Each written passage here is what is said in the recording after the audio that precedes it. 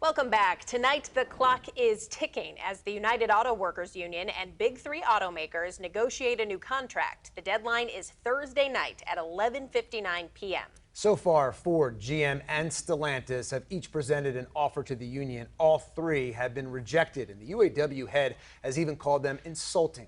Stellantis says it will present a second economic offer today, although details are yet to be released. Joining us tonight are former UAW spokesperson Brian Rothenberg over Zoom, as well as Paul Eisenstein here, publisher and editor-in-chief of the DetroitBureau.com, as well as Headlight.news, which I understand just launched, right? Yes, and I've left the DetroitBureau.com, so I'm just all right. solely Headlight Breaking news right now. Okay, thank you very much for joining us, you both.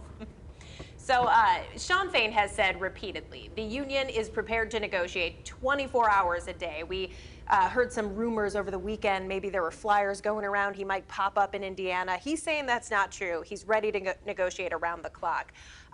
What do you think? Is that necessary? Do we need to be negotiating around the clock, Brian? Well, yes. This is the usual process that it takes, and it goes up to the deadline. It's unfortunate, but it happens every time.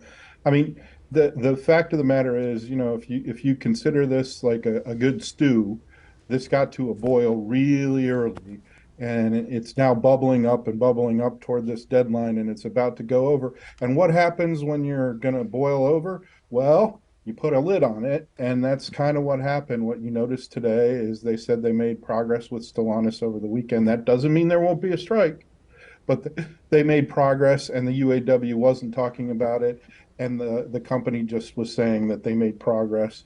And that's kind of what you get in the next 3 or 4 days as they try to reach an agreement and avoid a strike. Paul, in your experience, do you expect to see way more progress done in the next 3+ days than in the last few months? That's always the case. They'll lay framework. There's a lot of bluffing.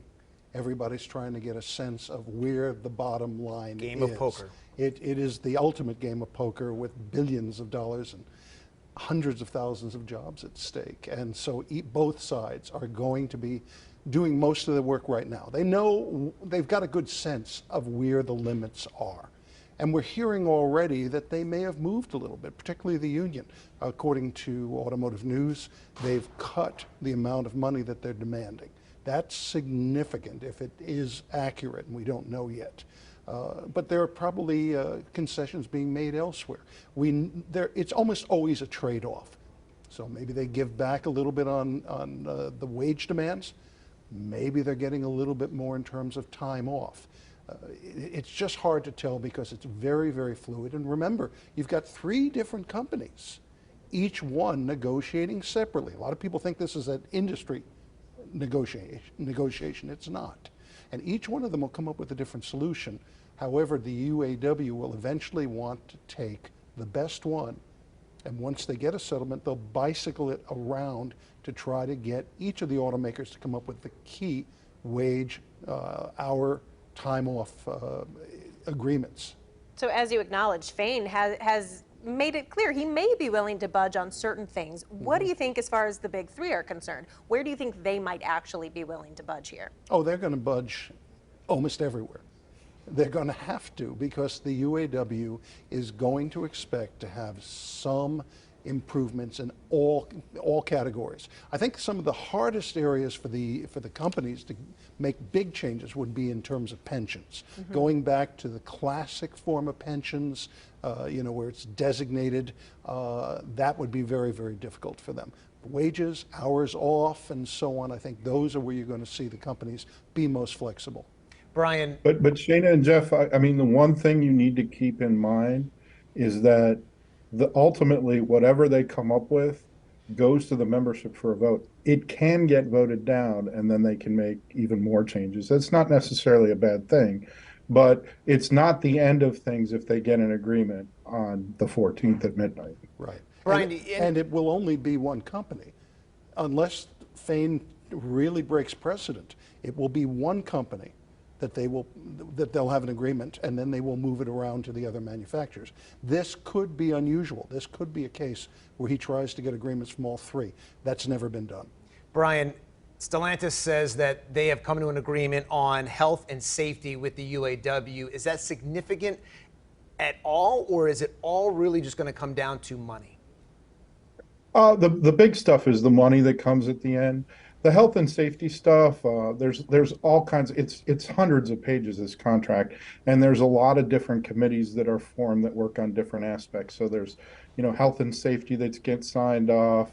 There's the sub pay issue, which helped compensate people during when plants are shut down for retooling or during the pandemic.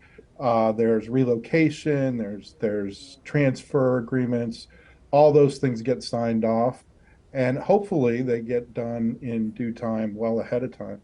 But the hard stuff, the money stuff, that's what usually comes in, and that's what everybody's waiting up for. And we could still have a strike. We could have a settlement. But I think it's good news that everybody's not talking back and forth and that the rhetoric's at the table right now. And Paul, I want to go back to what you just said. So let's say an offer comes from Ford and UAW loves it. Would they try to get that exact same offer from the other two companies? Is that what you're saying? Eventually.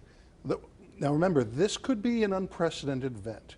They have not picked the classic strike target or in any way indicated that they're focusing on one manufacturer and not the other. That's unusual, and it changes all of the rules. So it's a little harder for us watching it to be sure where they're going. Normally, they would focus on the manufacturer they think they can get the best deal from. They work that out. They, if they can, avoid a strike.